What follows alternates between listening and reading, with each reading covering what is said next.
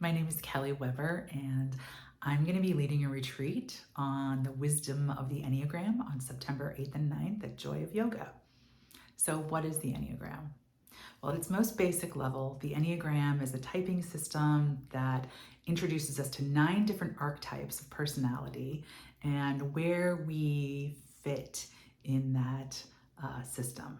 But on a much more profound level, what the Enneagram does is really reveal the coping mechanisms that we have kind of wrapped around our essence or our true self based on our childhood wounds and based on this kind of archetypal imprint that we've been born with, through which we have received the world that has kind of become a confirmation bias.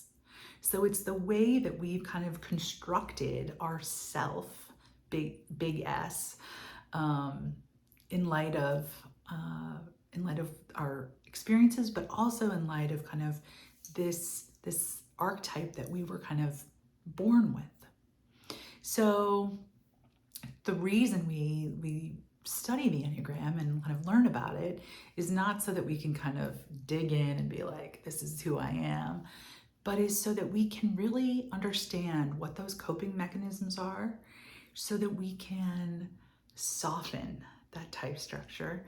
And so we can learn how to pull from other archetypes so that we have the whole range of choices of actions and responses to the things that happen in our lives so that we are really living out of a fully human space, what it means to be fully human. And what it means to be fully human is to really connect back to that true self, that place of essence of who we are that we started with, and that we've kind of layered things on top as we've kind of lived our lives. And a lot of those things that we've layered are really helpful and really important, that have protected us in lots of different ways. So what can we let go of? What can we hold on to? How can we soften things? How can we use things when we need them and let go of them when we don't? It's really a next step in a mindfulness practice to really understand self, but not just understand ourselves, but to also understand our loved ones, our friends and loved ones. It gives us more compassion for ourselves and for other people. And it gives us more agency in the way we interact and present to the world. So I've been studying the Enneagram for several years.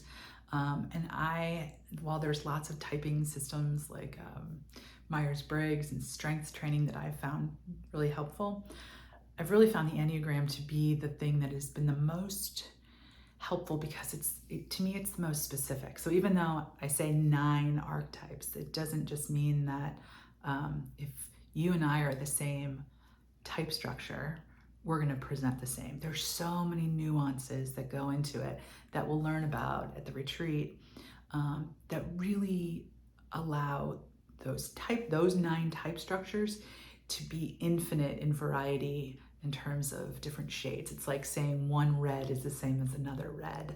There's an infinite number of different shades of red, and that's the same with this kind of system. Now, there is commonality, of course, and those commonalities are really fun to learn about and to identify in other people. So those things are important. They're archetypes for a reason. But for those of us who are maybe wary of systems that we think are trying to pigeonhole us, this is not that kind of a system. The other thing about the Enneagram is that there's really levels of health and stress. And so to understand kind of where we are at our best self, and what our gifts are, and then also where we are when we're really under stress and what blind spots that creates in us, those are really helpful things for us to learn. So in this retreat, we're going to learn about all these things. We're going to learn about kind of the map of the Enneagram, and what that kind of symbol looks like, and how we move from type to type in different situations. We're going to learn about our instinctual subtypes and what those are, and how that kind of changes how we present and how we interact with the world. And we're going to also start to look at some the way that the Enneagram interacts with our nervous system, and how those kind of coping mechanisms, how we feel, how we can sense those things starting in us, like in a mindfulness practice, to really start being aware of it. Because then the next step is kind of what I've been studying, which is the Somatic Enneagram, and how we can use somatic experiencing, which is a really powerful modality, and couple that with the Enneagram to really look at how we can create a practice that allows us to integrate, and to process things that are happening in our lives in a way that allows us, again, to soften our type structure and move beyond that, so that we really have, the goal is freedom, and the goal is to live in a fully human, fully capable way. So I hope you will join me on September 8th and 9th, and I look forward to meeting you and talking about the Enneagram.